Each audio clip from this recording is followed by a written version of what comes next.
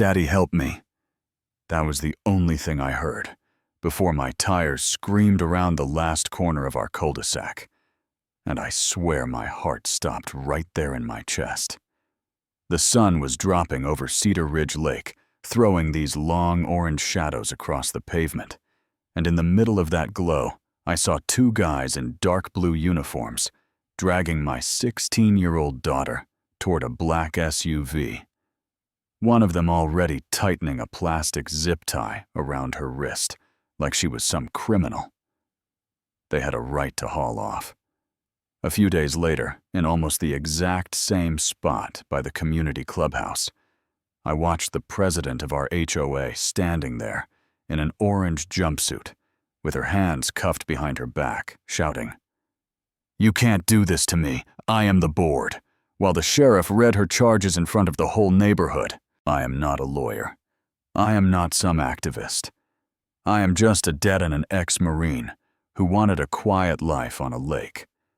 But the day the HOA hired fake cops to try to take my kid into detention for community violations, that was the day they found out I still remember how to fight. Back up with me for a second, so this makes sense. My name is Mark Walker.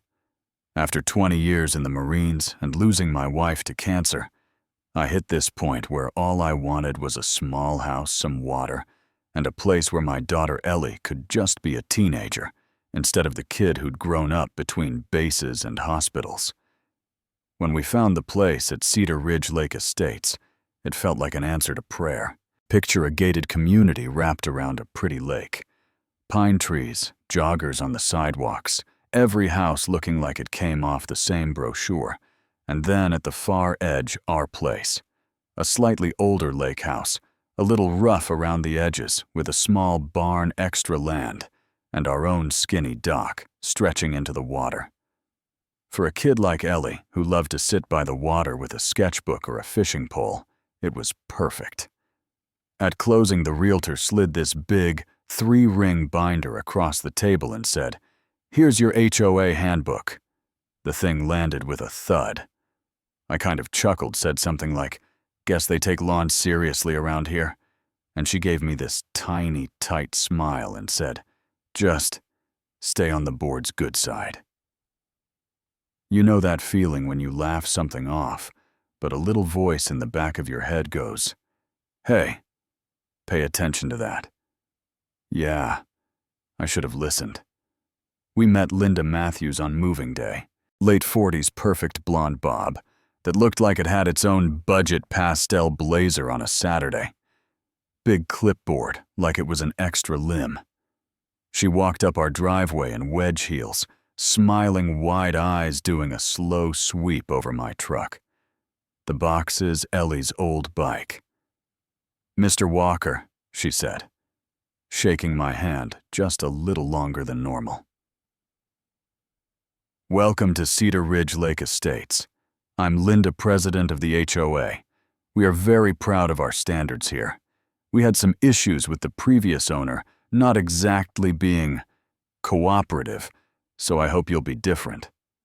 That word again, cooperative. I've spent my life in chains of command, so I know when someone is actually welcoming you and when they're measuring you. I kept it light, told her. I did 20 years in the Marines. I know how to follow rules. And she laughed this little laugh that didn't reach her eyes and said, "Oh, I'm sure you do." For a week it was little stuff. A friendly note about trash cans needing to be pulled in by 6 p.m. sharp. An email with a PDF of approved paint colors. A reminder in bold about noise levels after 7 p.m. I rolled my eyes a bit, but whatever. You want me to move the trash can? I'll move the trash can. Then, one morning at 6 on the dot, I woke up to somebody basically banging my front door off the hinges. I open it half asleep wearing an old Marine Corps t-shirt and sweatpants, and there's Linda with 2 guys behind her in Cedar Ridge polo shirts and orange vests, clipboard, already up. "Good morning, Mr. Walker," she chirps, like she didn't just give my heart an anxiety attack. "We have a serious violation to address. Your truck is a commercial vehicle, and our bylaws clearly prohibit commercial vehicles from being parked in driveways overnight. The fine is $500. I just stared at her for a second. "My truck is a half-ton pickup," I said. "No logo, no ladder racks, no business name, nothing. That's my family car." She taps her paper with the pen. "The rule says any vehicle that appears commercial in nature. The interpretation is at the discretion of the board. You have 7 days to pay before late fees and line procedures begin." Behind her, one of the guys smirked at my bare feet like this was a joke to him. Ellie was in the hallway watching hair a mess, eyes wide. Every bone in my body wanted to tell Linda where she could put that clipboard. But I looked past her at my daughter, saw the hope she'd had about this new start, this new house, and I swallowed it. "Fine," I said, jaw tight. "I'll move it into the garage. I just need time to finish unpacking." Linda smiled like a cat that just got a dog to roll over. "Wonderful," she said. "We just want everyone to do their part." That was the pattern for a while. A violation here, a warning there, always with this little edge in her voice like she was testing how far she could push.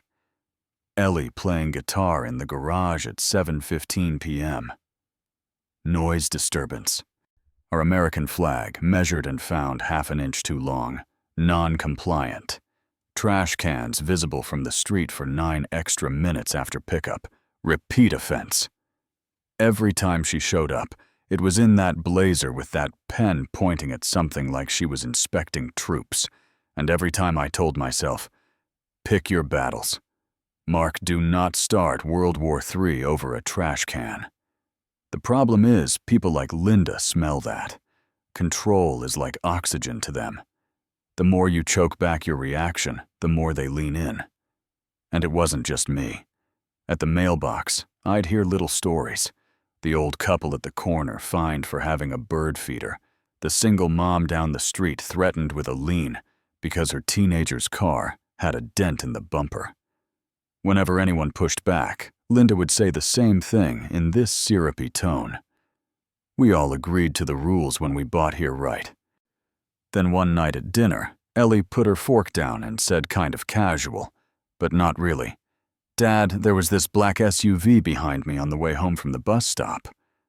I felt that little voice again. Behind you, like following you, or just on the same road. She shrugged, staring at her plate. It turned every time I turned, and when I cut across by the little park, it stopped by the sign and just kind of sat there. The guy in the passenger seat was wearing one of those dark blue Cedar Ridge shirts. I brushed it off in the moment, said something about maybe it was just a patrol, but I didn't like it.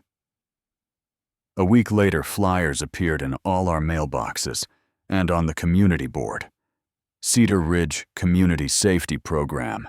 Compliance and safety officers, patrolling for your protection.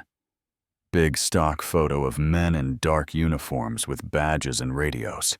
Linda's excited email came right after the board had decided to invest in safety because of ongoing behavioral issues with certain households. Take a wild guess which household she meant. I looked at that flyer, looked at the guys in the photo, and every alarm bell from my time overseas went off. The uniforms were wrong. The badges looked like something you order from a costume shop.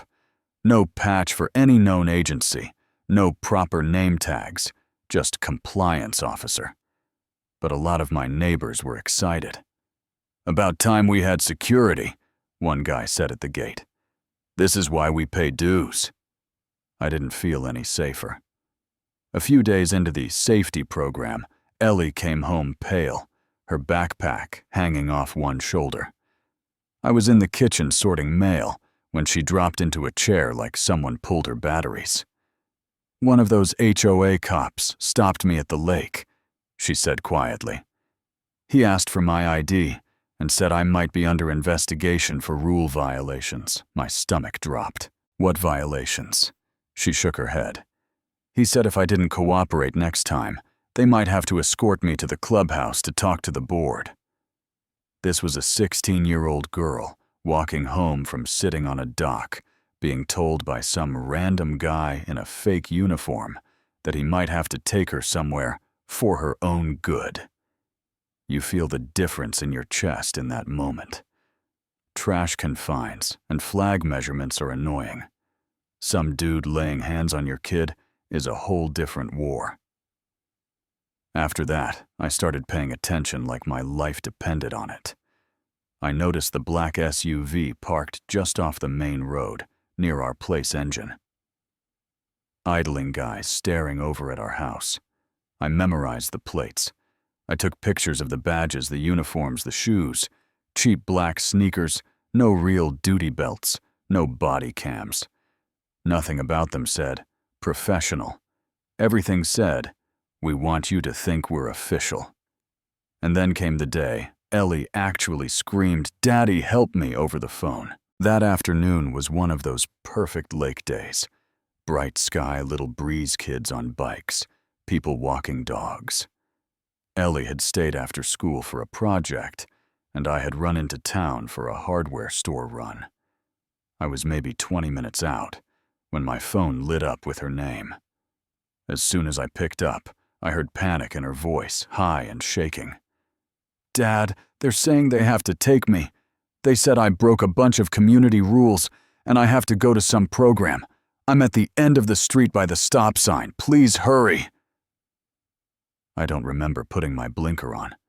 I just remember my heart going straight to my throat and my foot going straight to the floor. When I came around that last curve into our cul-de-sac, I saw exactly what she was talking about. The black SUV pulled half onto the curb. Two guys in those dark uniforms. One of them with his hand on Ellie's arm, a plastic zip tie locked around one wrist, trying to pull her toward the open back door. I killed my engine so fast the truck skidded on gravel. I was out of the door before it stopped rolling. "Let go of her," I said.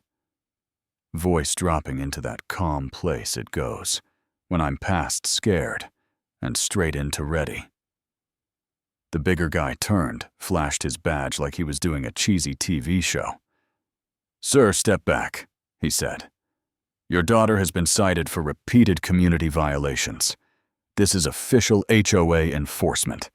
The board has authorized us to escort her to a youth accountability program at the clubhouse. If you interfere, you could face charges for obstruction." Ellie's eyes were huge tear tracks on her cheeks. "Dad, they're lying," she sobbed. "I didn't do anything. I was just walking home." I kept my eyes on the big guy. Badge was cheap metal, no city, no county seal, no number that meant anything.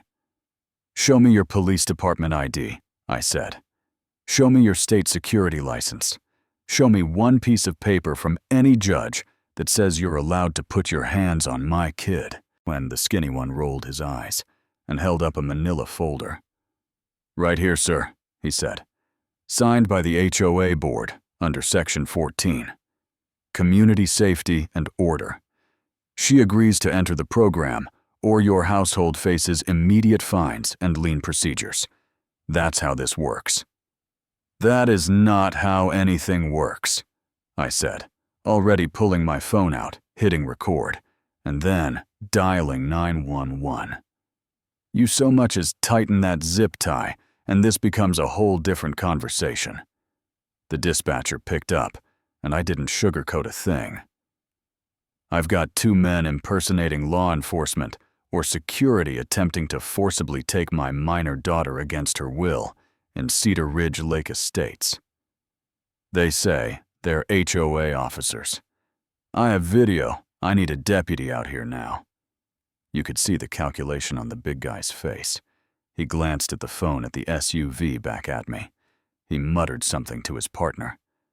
Suddenly this official enforcement action became a misunderstanding, and they yanked the zip tie off, backed away. Did the whole We were just trying to talk to her routine, then dove into the SUV and took off tires, spitting little rocks against my truck. I kept the camera on them until they turned out of the subdivision. Then I just pulled Ellie into my chest and let her shake for a minute, while my own hands trembled. The deputy who showed up, Harris, is one of those guys who has seen enough to know when something is wrong, but not so jaded he doesn't care. He watched the video 3 times. He asked Ellie what they'd said to her. He looked at the flyer for the safety program. Then he got on the radio, called his sergeant, and said, "Yeah, we're gonna need to loop in the state on this one." While we were standing there in the driveway with the cruiser lights still flashing blue on our front windows, my neighbor Daniel walked over. Up until that week, I knew him as the quiet guy with the glasses who waves from the Prius.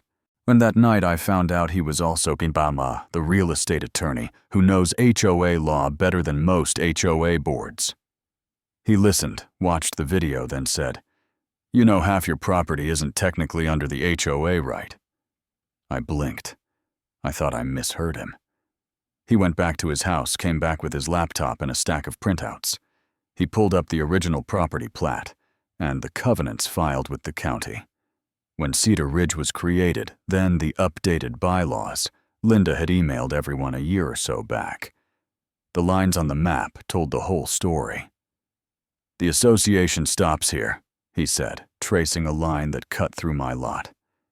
"They never properly annexed the rest of this section, including your dock. These detention and juvenile enforcement provisions she's waving around. They're not in the original document. They're in this later attachment signed with names that don't match the board that was in office then. Best case, she skipped steps. Worst case, these signatures are flat out forged."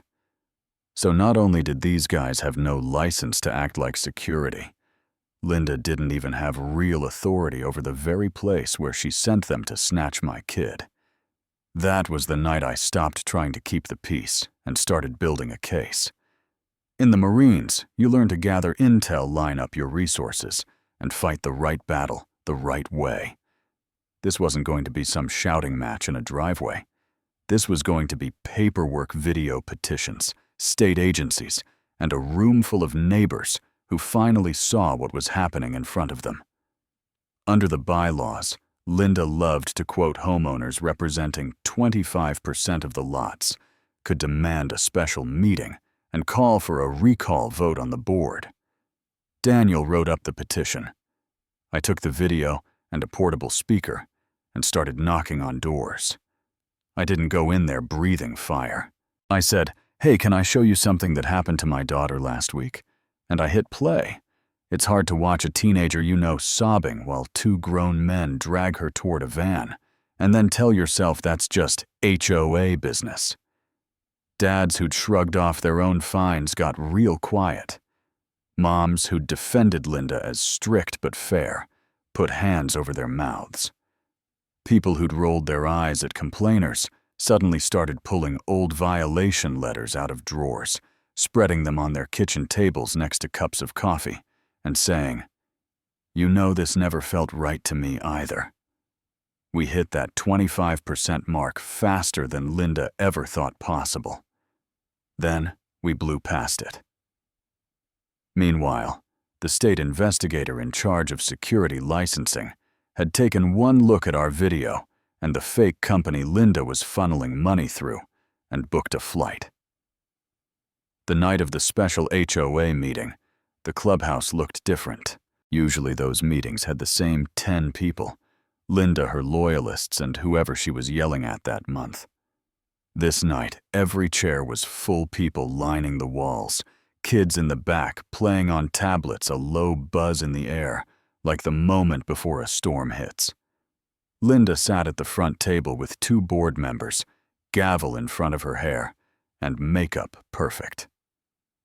When she saw me walk in with Daniel on one side and Deputy Harris and the state investigator on the other, her mouth tightened, but she still smiled for the room. "This emergency meeting is called to order," she said, tapping the gavel. We are here because one homeowner has spread false accusations and attacked our community safety program, creating division. I want to remind everyone that harassment of board members is itself a violation." People were already shifting in their seats. My neighbor Jim from up the hill stood up and said, "We want to see the video, Linda." The state investigator stepped forward, showed his real badge, and said, "I recommend we let Mr. Walker present what he has." The power in the room shifted right there, just a couple inches, but she felt it. I walked up, plugged in my drive, and for the next 60 seconds, the only sound in that room was my daughter on the speakers saying, "Dad, please help me," and the fake officers saying, "This is official HOA business, sir. Step back," and my own voice coming back at them, calm and cold. When the screen went black, there was this long second where everyone just stared. Then somebody breathed out, "Holy crap." A woman started crying. One of the other board members pushed his chair back like he wanted to leave the table right that second. Linda jumped in fast. "This footage is being taken out of context," she said, voice a little higher than before. "Those men were trying to escort her to a voluntary program. Mr. Walker has a history of being difficult. He has refused to comply with multiple board directives." "Ms. Matthews," the state investigator said, not raising his voice, "your so-called officers are not licensed as security in this state. Your company, Matthews Community Solutions, has never filed the required documentation. The detention program you're referencing is not part of the original recorded covenants.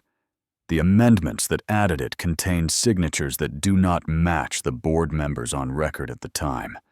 That is fraud. What they did on that street meets the elements of kidnapping." You could feel the floor drop under her. She tried to laugh it off. "You are criminalizing board decisions.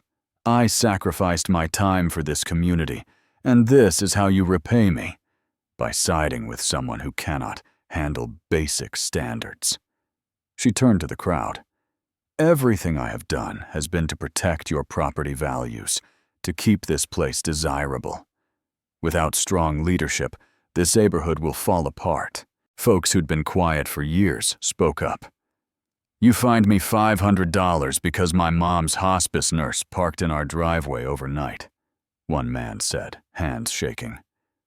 "You threatened to put a lien on my house because my husband's work van had a logo on it," a woman added.